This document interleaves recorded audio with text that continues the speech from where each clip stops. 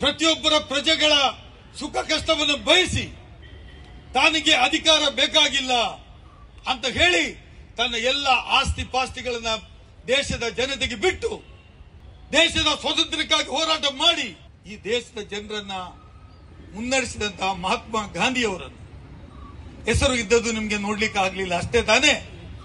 ಅದರ ಹಿಂದೆ ಇರುವಂತಹ ಮರ್ಮ ಅಷ್ಟೇ ತಾನೇ. ಮಹಾತ್ಮ ಗಾಂಧಿ ರಾಷ್ಟ್ರೀಯ ಉದ್ಯೋಗ ಗ್ಯಾರಂಟಿ ಯೋಜನೆ, ಮಹಾತ್ಮ ಗಾಂಧಿ ಹೆಸರನ್ನು ನಿಮಗೆ ಸಹಿಸಲಿಕ್ಕೆ ಆಗಲಿಲ್ಲ. ಯಾಕೆ? ಅವರ ಲೆಕ್ಕದಲ್ಲಿ ಮೋದಿಯವರೇ ದೇಶದ ಸ್ವಾತಂತ್ರ್ಯವನ್ನು ತಂದುಕೊಟ್ಟರು. ಮೋದಿಯವರು ಬಿಟ್ಟು ಬೇರೆ ಯಾರು ತಂದುಕೊಡ್ಲಿಲ್ಲ. ಎಲ್ಲ ಚರಿತ್ರೆಗಳು ಮೋದಿ ದೇಶ ಪ್ರಧಾನಮಂತ್ರಿ ಆದ ಮೇಲೆ ಪ್ರಾರಂಭ ಆಗಿದ್ದು ಅಂತ ಹೇಳುವುದನ್ನು ನಿಮ್ಗೆ ಹೇಳಬೇಕಿತ್ತಲ್ವಾ?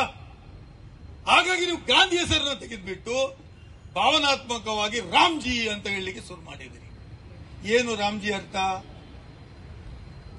ಅಂದ್ರೆ ಕಾಂಗ್ರೆಸ್ನವರು ಮಾತಾಡಿದ್ರೆ ಅವರು ರಾಮನಿಗೆ ವಿರುದ್ಧ ಅಂತ ಹೇಳಬೇಕಾಗಿತ್ತು ಅಷ್ಟೇ ತಾನೇ. ಪರವಾಗಿಲ್ಲ, ನೀವು ರಾಮ್ಜಿ ಹೆಸರನ್ನ ಇಟ್ಟುಕೊಳ್ಳಿ ಅಥವಾ ನಾಥುರಾಮ್ ಗೂಡ್ಸೆ ಹೆಸರು ಇಟ್ಟುಕೊಳ್ಳಿ. ಒಮ್ಮೆ ಅವರು ಕೊಂದರಲ್ಲ ಗಾಂಧಿಯನ್ನು, ಅವರಿಗೆ ನೀವು ಪೂಜೆ ಮಾಡ್ತಾ ಇದ್ದೀರಿ.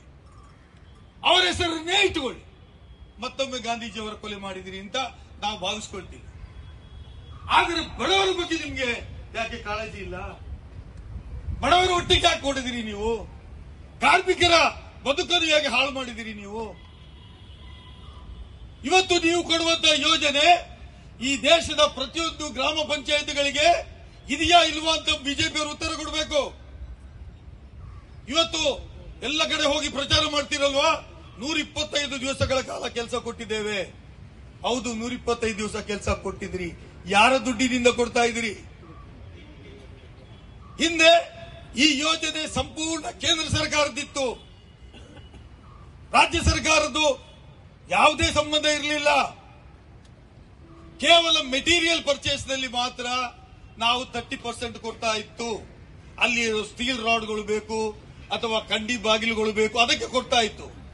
ಬಟ್ ಉದ್ದಿಮೆ ಕೆಲಸ ಮಾಡುವವರ ಸಂಬಳ 100ಕ್ಕೆ 100 ಅದು ಕೇಂದ್ರ ಸರ್ಕಾರದ ಯೋಜನೆಯಿಂದ ಯಾರು ಕಾರ್ಮಿಕರಿದ್ದಾರೆ ಅವರಿಗೆ ಕೊಡ್ತಾ ಇತ್ತು.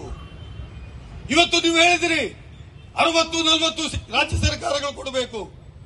ಸ್ವಾಮಿ, 60-40 ಕೊಡ್ಲಿಕ್ಕೆ ನಿಮ್ಮ ಈ ದೇಶದ ಆರ್ಥಿಕತೆಯಲ್ಲಿ ನಿಮ್ಮ ಕಾಂಟ್ರಿಬ್ಯೂಷನ್ ಏನು? ನಿಮ್ಮ ಆರ್ಥಿಕ ಪರಿಸ್ಥಿತಿ ಏನು ಕೇಳಿದಿರಾ? ಕೇಳಲಿಲ್ಲ. ಅಬ್ರಪ್ಟಿವ್ಲಿ ಏನು ಬುಲೆಟ್ ವೇಗದಲ್ಲಿ ಬಂದು ಬರೇ 12 ಗಂಟೆಗಳ ಕಾಲ ಚರ್ಚೆ ಲೋಕಸಭೆಯಲ್ಲಿ